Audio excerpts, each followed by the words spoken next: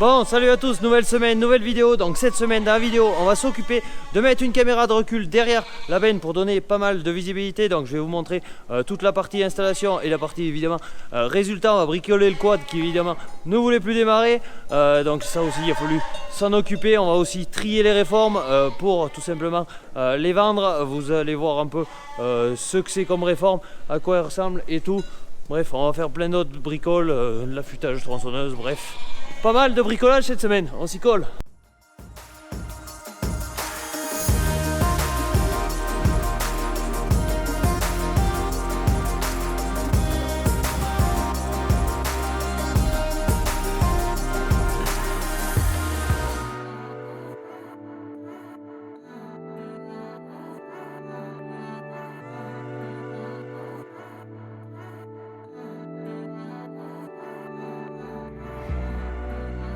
Bon allez, on commence cette vidéo mardi 1er février.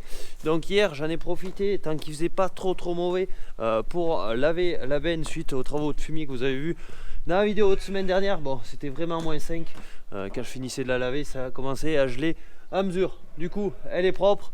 Bon, j'ai 2-3 bricoles à y faire dessus avant de pouvoir la dételer. Donc tout simplement il manquait la plaque d'immatriculation, donc je l'ai reçue. On va fixer tout ça. Et également, je vais y positionner par ici une caméra de recul pour voir un peu où c'est qu'on recule et essayer de reculer sans risque. Il faut savoir qu'elle est assez haute.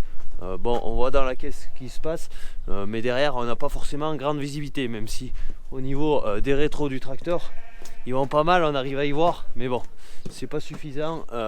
Du coup, j'ai reçu la caméra de recul. Je vais l'installer, passer un câble dans le châssis, le refaire sortir là pour pouvoir le brancher ici. Donc allez, on va essayer de tourner la benne un peu à l'abri parce qu'il fait -3, -4 là, on est fin de matinée. Ça pique pas mal. Bon allez, on attaque tout ça.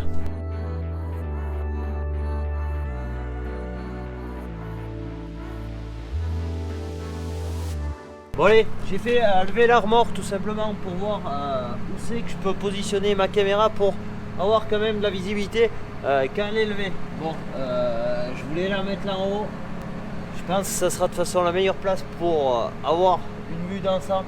Après, est-ce que je positionnerai la plaque d'immatriculation plus en haut et la caméra plus en bas?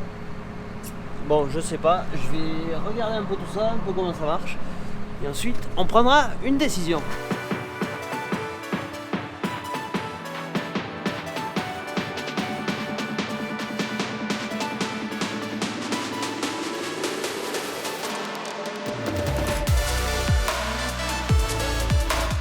Bon, changement de programme, j'ai commencé par passer le câble de la caméra. Donc là je vais refaire baisser la benne et je vais fixer tout ça.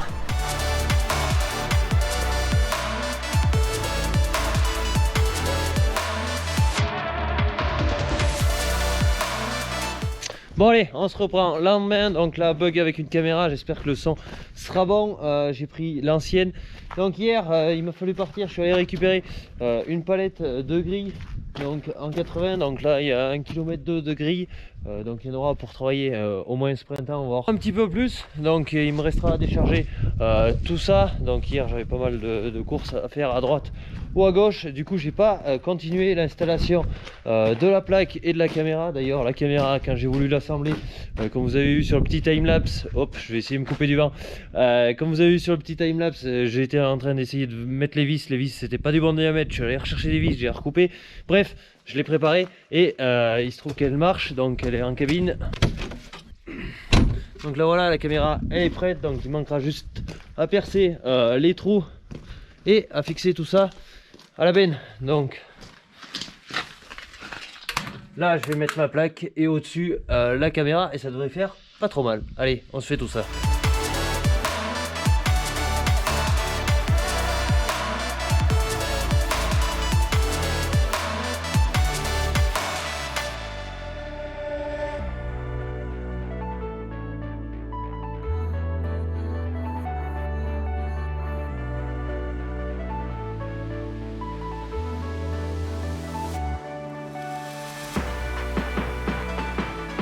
Bon allez, caméra installée, donc comme vous avez pu voir, j'ai fait lever la benne pour voir déjà si ça m'écrasait pas la caméra, bon c'est nickel, il reste de l'espace.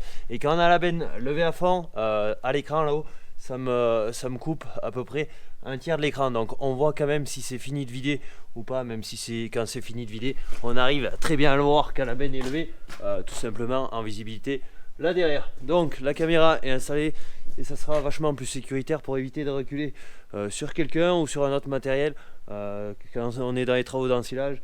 Parfois un peu la fatigue ou autre, on a vite fait de faire une bêtise ou autre. Donc ça c'est vraiment de la sécurité et qui coûte vraiment pas cher à mettre. Bon, quand on n'a pas tout ce qu'il faut, des fois on passe un peu plus de temps à l'installation, mais grosso modo ça le fait. Donc là maintenant je vais fixer mon câble avec des colsons, attacher tout ça comme il faut et ça sera fin prêt.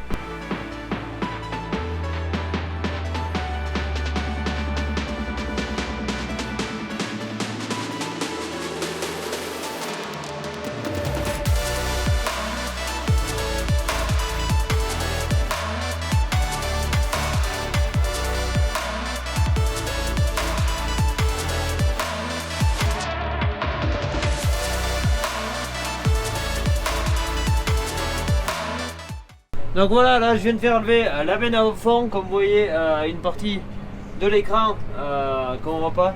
Et une fois qu'on baisse, hop, là on la voit bien partir. Et on a le champ de vision qui s'agrandit, donc impeccable. Ça permettra de surveiller tout ça maintenant, il ne manquera plus qu'à trouver les repères, évidemment, avant que ça touche. Bon, et également il y a l'aide des rétros. Donc voilà, là, maintenant la benne est prête, je vais pouvoir la dételer et m'occuper de faire d'autres bricoles et je vous reprends plus tard.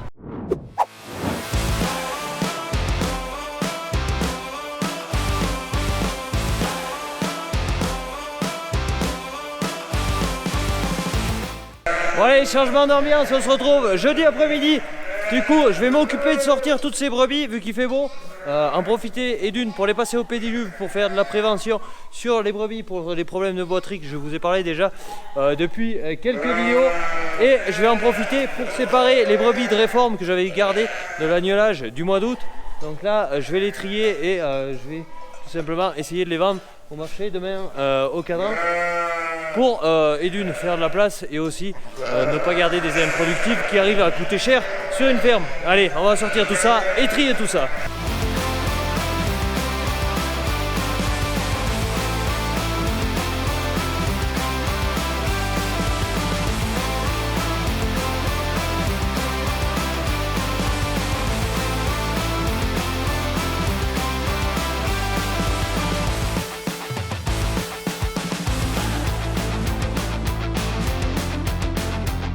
Bon allez, voilà, comme vous venez de voir en timelapse, j'ai trié mes réformes, donc elles étaient faciles à trier tout simplement. Parce que je vous l'avais déjà montré, je pose des type tags, des repères visuels à l'oreille côté avant, donc elles passent au parc de tri, c'est très facile à faire. On les repère, on les met de côté. Donc là, elles sont de côté, sauf qu'avant de partir pour les vendre, va falloir que je retrouve les numéros. Donc pour ça, je vais prendre le lecteur de puce, je vais les refaire passer au parc de tri. Ça va tout me lister sur le téléphone et j'aurai plus qu'à faire mon bon de transport et je serai prêt pour amener tout ça demain au marché. Allez, on se refait tout ça.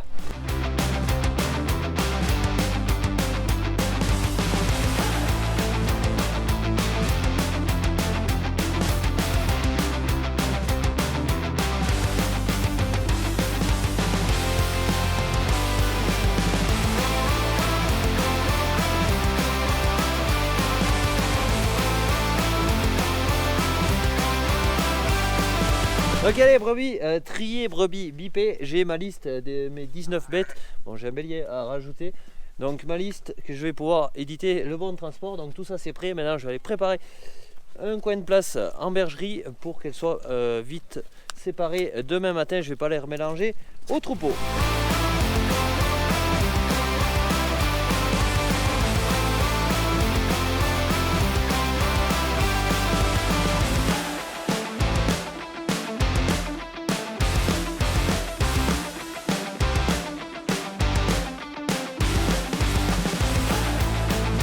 Bon, parc provisoire terminé. Maintenant, je vais en profiter pour entrer les brebis et ça sera tout bon.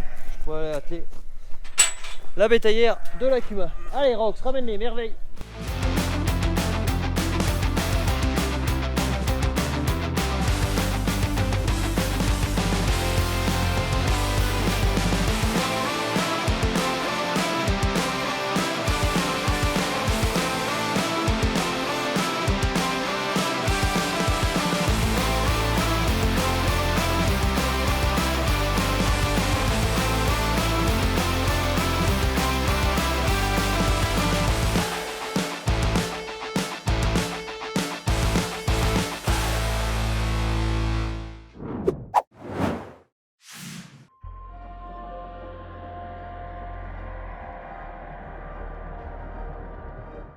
Ouais, on se retrouve vendredi matin, 5h du matin.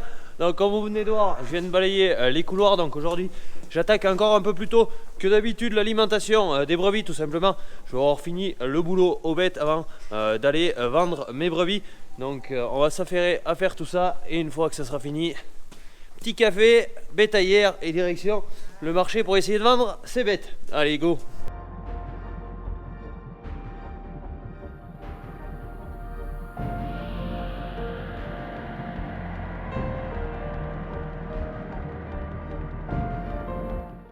Bon allez, le concentré est mis aux agneaux, donc tout ce qui est aliments agneaux, tous mes seaux, mes petits seaux sont préparés. Maintenant je vais sortir la grande brouette, donner tout ce qui est céréales sur les couloirs. Et ensuite on ira chercher l'ensilage, distribuer tout ça et ça sera à peu près fini.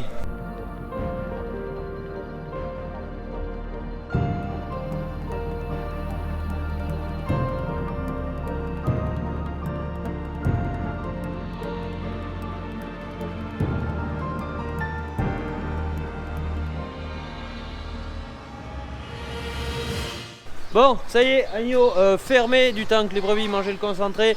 Donc ça c'est fini. Maintenant je vais au silo pour distribuer ensuite l'ensilage.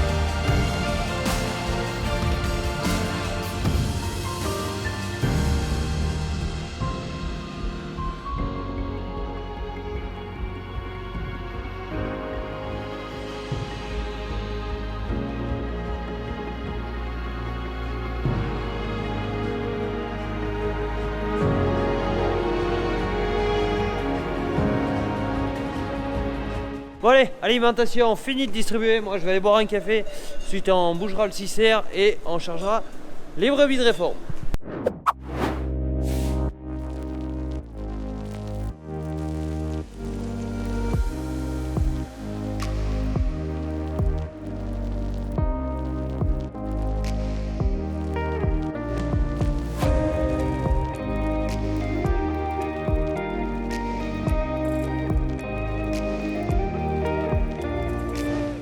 Bon, les brebis sont super bien chargées. Là, je vais en profiter pour rentrer dans la bétaillère et trier parce que j'ai deux lots de réforme, des plus en état et des un peu moins en état.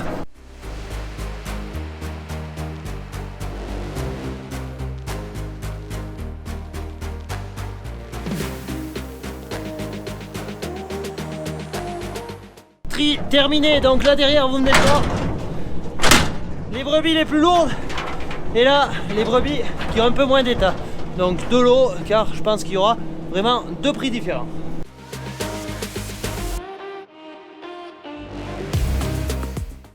Bon allez, tout ça c'est fini, je prends les papiers et action.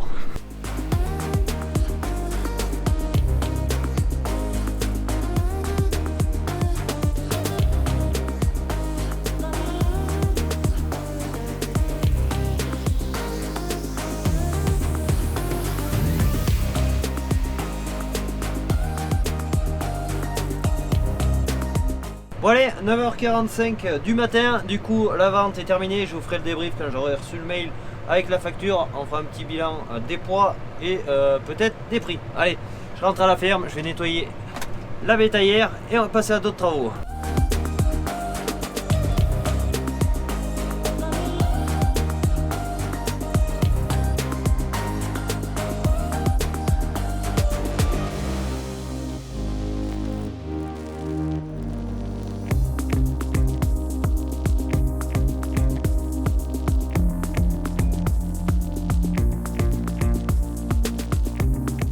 Bon allez, bétaillère nettoyée, je vais aller ramener tout ça, mais avant je vais aller repousser tout ce qui est ensilage en bergerie.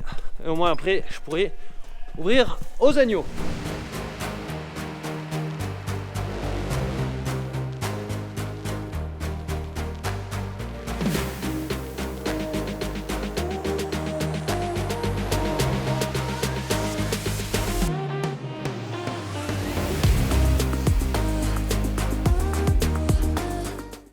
Bon allez, autres travaux, quad qui ne démarre plus, donc je sais pas trop d'où ça vient. Je vais vérifier quand même la bougie. Bon, pour trouver la bougie, j'ai démonté la moitié du quad, tout ce qui est protection, parce que j'arrivais pas forcément à bien y voir.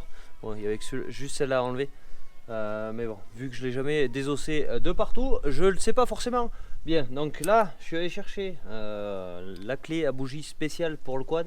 J'espère que je vais arriver à l'enlever parce que j'y arrive pas avec mes autres clés à bougie que j'ai pour les tronçonneuses. Bon, on va essayer de démonter ça.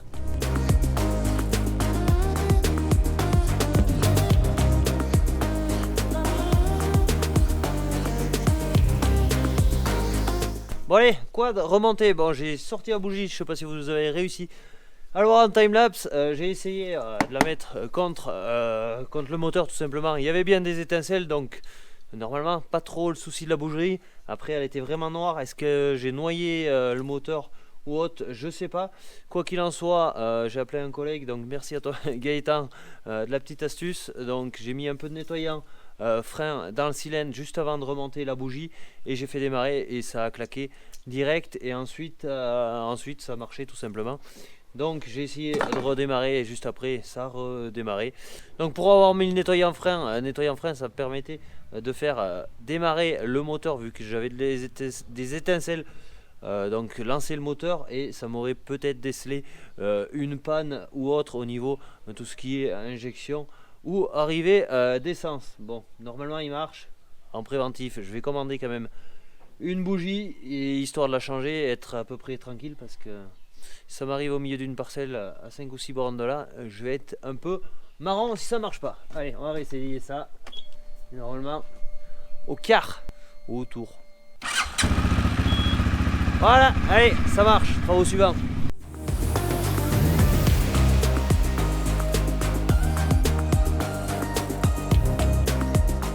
Bon allez, palette déchargée, pas forcément dans les règles de l'art, il aurait fallu prendre le chargeur, mais tout simplement moi avec le chargeur je pouvais que les prendre dans ce sens et pas dans ce sens parce qu'elles sont plus étroites et vu que j'ai pas de transpalette c'était compliqué, donc j'ai voulu essayer ça, c'était kit ou double et bien c'est passé. Allez, ça c'est fait, maintenant on va rentrer la faucheuse qui reste dehors depuis bien trop longtemps.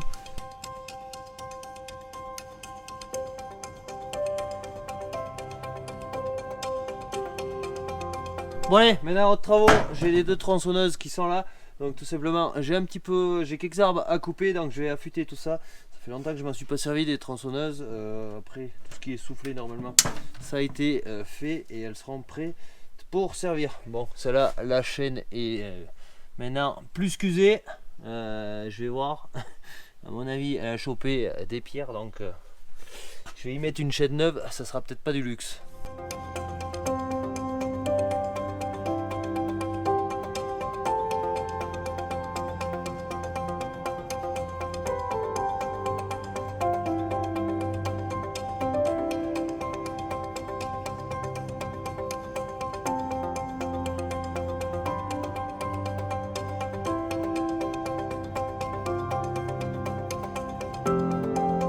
Bon allez, entretien des tronçonneuses fait. Maintenant je vais dételer la pailleuse, rentrer la faucheuse rotative et on n'ira pas au bois d'aujourd'hui qui commence à se faire tard.